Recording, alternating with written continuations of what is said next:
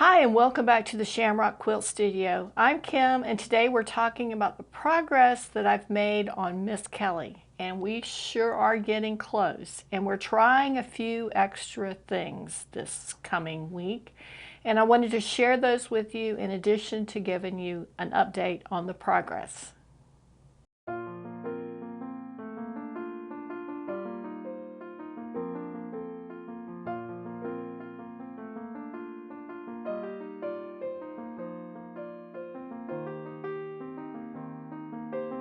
And welcome back to the Shamrock Quilt Studio. Okay, so yeah, put this up here. I've taken off everything that's not sewn on, with the exception of this little place right here. So everything here is complete. We still have some other pieces we'll talk about, but this is complete. And I wanted to share with you that the yellow flowers are on. I used that technique that I discussed in a previous video of using the little interfacing, the iron-on interfacing as tape. And that helped me greatly in being able to transfer all of these pieces to the background as one unit. And it also helped in keeping them all in place while I sewed them on. Now, I also, on the last one, and I don't know which one it was, tried a different technique on our starching method. Instead of using our starch that was mixed up from the liquid starch, and excuse me for reaching, but I put it just a bit out of my reach, I used the spray starch, just sprayed it in a little container, and painted that on directly. And it worked pretty well. I don't know that it worked 50% better, but it worked just as well. I'll put it that way. I found that it dried a little quicker. It didn't take quite as much ironing to get it to fold in place and stay. Now, the flip side of that is it worked a little quicker, so if you didn't get it right the first time, you'd have to wet it again and start again. So there was a little bit of a trade-off. Now, for the pieces that are left, and there's very few that are left, I think everything that's left is a leaf of some kind. I'm going to try a couple of new things. This is kind of like being in the 8th or 9th inning of a baseball game and you're so far ahead of the competition that you maybe put your players in that don't get a chance to play all the time. That's the trick I'm using this coming week. I'm going to try two different things in addition to showing you in an upcoming video how I use the spray starch. I'm also going to take, I've got these 4 already done, and they are the 4 leaves. Yeah, those are the 4 leaves that go here and here. Those are already done, and we're going to use those as they are, unless when I go to pin them on, they're the wrong size, but I think they're fine.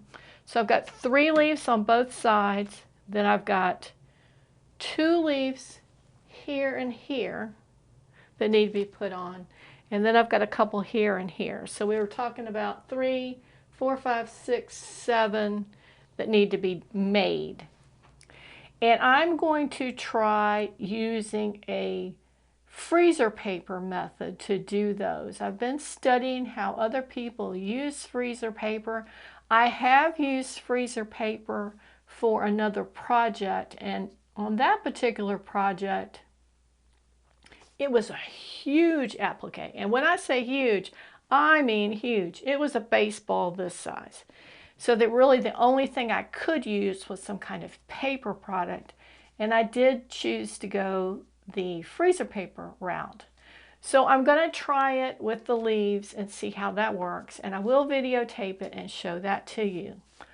Also, I did encounter a little bit of a problem when I'm sewing on these flowers, because even though they're hooked together, they still need to be pinned down in a couple of petals so that they don't move around before you can sew them down.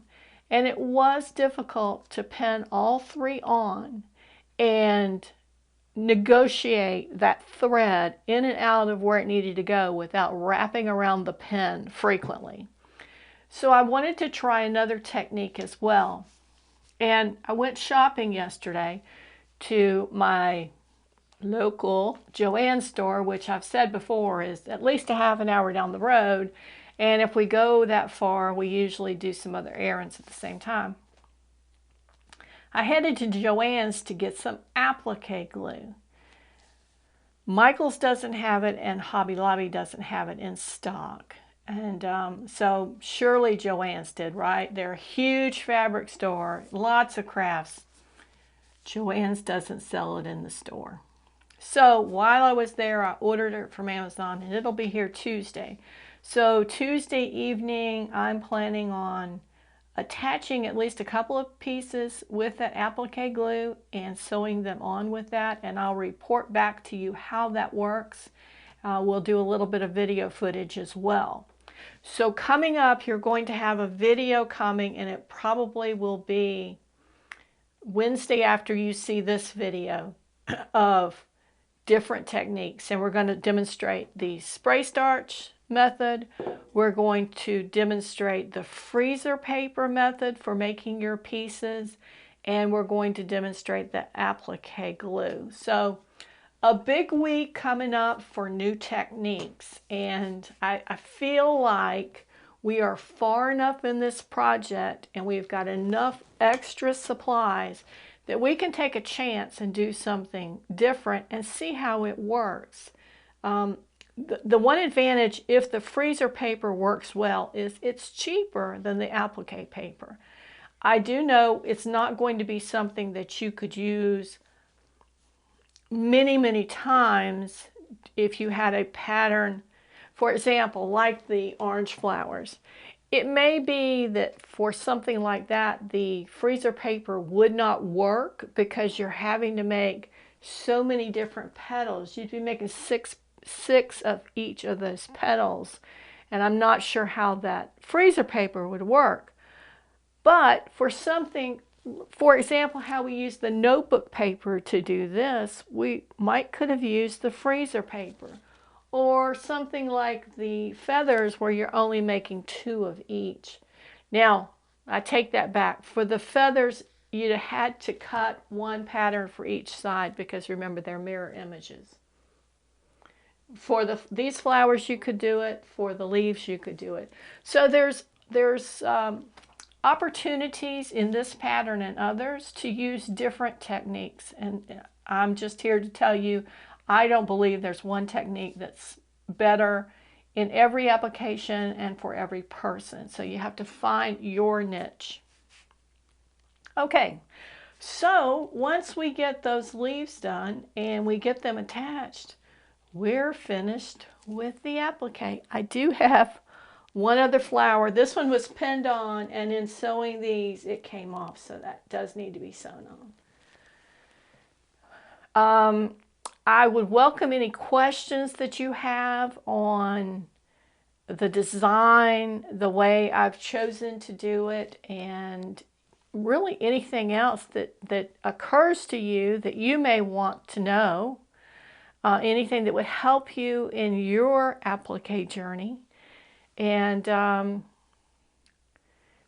just anything in general that you'd like to comment on, I do welcome those. I just finished filming a video that addressed a comment that a viewer had and how I did something, and so I'll be happy to look at your comment as well. And if it's something that seems like other people could benefit, we'll try to get a video on it.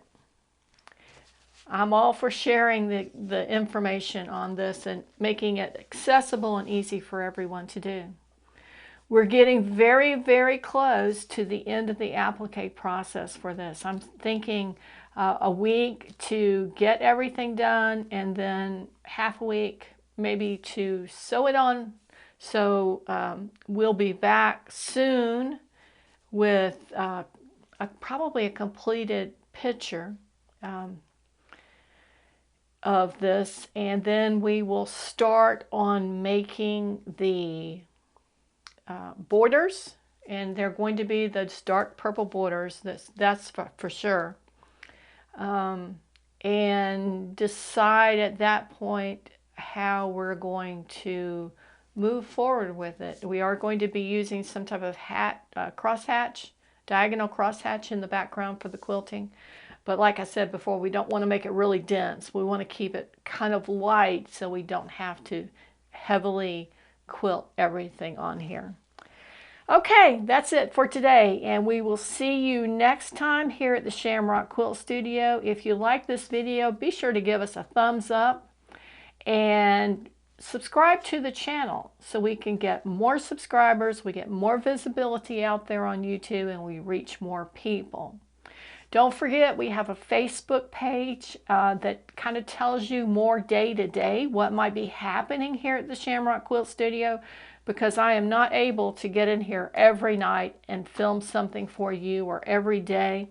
So usually I'm doing filming once or twice a week, and the rest of the time, if you want to know what's happening, check out Facebook. It'll be there. We'll see you next time. Have a great week.